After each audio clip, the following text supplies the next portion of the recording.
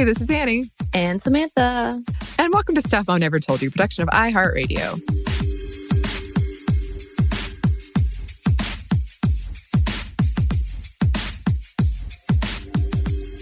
Ooh. Hey, Anney. Yes? Happy Pride Month. Thank you to you as well, Samantha. I've seen you so many times this month, and I don't think, or talked to you so many times this month, and I can't believe I haven't said that to you already. I could sense it. Okay, good. I can just always tell. I haven't said it either, so we're making amends right now. Yeah. It is Pride Month as we record this and as it comes out. But again, we can't control when you're listening to it. True. So if it is Pride Month when you listen, happy Pride Month. And you know what? Happy Pride Month anyway. Hugs.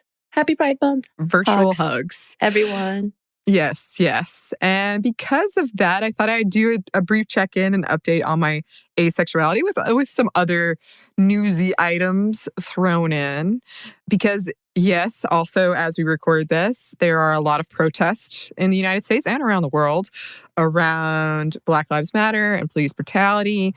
And as a part of that, we have seen a lot of conversations around not leaving the Black LGBTQ plus community out of that conversation. And specifically, Black trans lives matter. Also, Black women's lives matter, which isn't necessarily LGBTQ plus, but a part of this conversation. And we've seen the Stonewall riots come up a lot, which was sort of the impetus for what is now Pride Month, in association with, or in the kind of similarities that the Stonewall riots had with what is going on right now. Right. And the Supreme Court just ruled that civil rights extends to the LGBTQ plus community. Yay! Surprisingly, by an overwhelming amount of votes from the justices. I honestly was surprised that it was 6-3. And by the way, fuck you, Kavanaugh. Just to put that out there, because he did exactly what we thought he would do, even though he wouldn't admit it during his confirmation hearing. And there has also, and we're not going to get too much into it, but there's a big conversation about the fact that the way that the opinion was read in the argument for the civil rights extension actually left out the bisexual community in its language. And a lot of the bisexual community were really upset, even though this was a victory, because it was a type of erasure that they've had to deal with, as we've talked about previously, for many, many years, and within the LGBTQ community in itself. So it was really interesting to see that take, and probably something that we should revisit. Even though, yes, it is still an overall victory, because we know many states did not have any of these rulings and were allowed to discriminate against that community and being able to fire. But There's also that conversation of the at-will state. When we heard this news, my entire body and brain was like, good news? Wait, what? Yeah, I think the day before the decision, because there's several decisions that were supposed to happen that day, everybody was just in a ball of anxiety and just assumed. And I think someone actually tweeted, one of the people that we follow, oh, well, tomorrow's going to be a bad day. It's going to be the worst day. Yeah. Might as well go to bed. Yeah. No, I struggled to process it, to be honest. Mm-hmm. So yeah, there is that. On a personal level, I've been navigating what being asexual and biromantic means for me and what it means for my future, because as I've discussed before, I have a lot of trust issues. So it would take so much for me to believe that I could be in a relationship, in a healthy relationship, with someone who is okay with not having sex and not like feeling guilty about it myself. So there is that. And I have been looking back on my life and all this pressure that I've felt to date, and to be as into sex and having sex as my friends were, and just absolutely not feeling it and thinking something was wrong with me, or I just needed more time, or whatever the reason, and how many things I've done that I didn't want to do because of it. And of course, all my history with sexual trauma and lack of trust in myself has complicated all of that too. And I still feel a little uncomfortable saying I'm part of the community, since I can pass as straight. I'm so confident that I'm queer, like above all else, but I am hesitant to claim it, just because I haven't faced any public discrimination. Right. And that's kind of that conversation about erasure anyway, that even though you can identify as that people do easily erase that community in general. And I told you, an acquaintance of mine came out as ace, and the first thing I was like, oh, let me tell you about it's like we did a podcast because we did an episode because my co-host is ace, and here's something to know. And it was really nice to be able to like, hey, you're not alone. And I love that you're coming out now. And here are some more people within our community who can relate to you and you can relate to.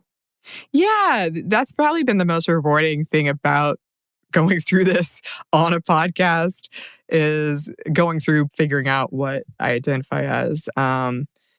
Is people have reached out and said, thank you so much. You've encouraged me to talk to people about how I identify, or you've helped me figure out how I identify. And that is so rewarding. So I'm glad to be a part of that. It's really funny because I generally don't get upset when people, and I'm thinking in one instance in particular, but when we could still hang out with people, where I was hanging out with kind of an older couple and they were discussing like past relationships and how they had broken up with people who didn't want to have sex because something was clearly wrong with them. Right. And it was hurtful, but I'm able to navigate those situations, kind of get away from them or have that conversation. It's fine. But because social media has become such a minefield, a couple of days ago, asexual was trending on Twitter, and I was like, nope, I'm getting off Twitter for all day. And I think it was because SpongeBob, so Nickelodeon announced he was like, happy Pride, and he was part of the Pride LGBTQ plus community, and everyone was like, SpongeBob is gay or he's bisexual. And then they found an old comment from the creator, who's now dead, but he said, I always thought of him as asexual. I think that's why it was trending. I think like inviting him into the community, as well as the fact that a cartoon character was representing an LGBTQI plus, was the big point of that. But probably I didn't read too much into that either, other than, oh yeah, of course. SpongeBob. Yeah, and it has been funny because I suppose it's a really good distraction right now, but I've been writing my fan fiction and thinking a lot about my past fictional crushes, and people are like, oh, but you have so many crushes. Yeah, I can crush, man. Crush hard. Okay. That's completely different. Yes, it is. It is. And I did want to put in here because I thought it was hilarious. I recently have gotten not one, not two, not three, but four, because I just got another one text from dudes saying I've been avoiding them. And I thought that was very, very funny because it's a pandemic. Right. You're like, I don't know what that means, but yes, I'm staying in the house and avoiding most people. But I'm avoiding everyone, actually. It's not just you. But now it's definitely you. Yes. Yeah, that was just a very funny thing that happened. And something else I wanted to touch on because I thought it was really funny. That doesn't necessarily have to do with pride, but just hilarious, is the New York City Health Department sex guidelines have been updated. Now, we talked about these already. Right. But they've expanded on it. And I've got to share some of their tips. Oh, I love it. Okay. So, number one, this is a quote. These are quotes. You are your safest sex partner. Number two, and I think this is my favorite, be creative with sexual positions and physical barriers like walls. Oh, Lord. That just makes me think of all the cleanup you're going to have to do. Yeah, I mean, we were cleaning up more in general. So just add that to the pile. Ooh. Masturbate together. Okay. Large gatherings are not advised. Limit the size of your guest list. Keep it intimate. So keep your orgies small. Very small. Yeah. It's no longer orgies, is it? I know. After a certain number, so. I love that large gatherings are not advised. Avoid kissing. And they do advise that you wear a mask during sex. So, you can get creative with that, I suppose. And they are offering free home delivery of condoms and lube. Well, that's super nice. That is. But I'm still trying to figure out the wear mask thing. I guess that could be a new form of... some people like in the BDSM community like that. Is that a new form of kink, or is that an insult to say that? I'm trying to think of it. I think it's, some people like wearing masks. Right, right. Some people, yeah. Okay. I mean, I guess. There's so many things going through my head right now that I'm like, what does that look like? Yeah. Yeah. Yeah. Anyway. So yeah, that I just wanted to touch on that again. And we would love to hear from you listeners. How has Pride been for you? If you've been doing anything special or not. We just like hearing from you.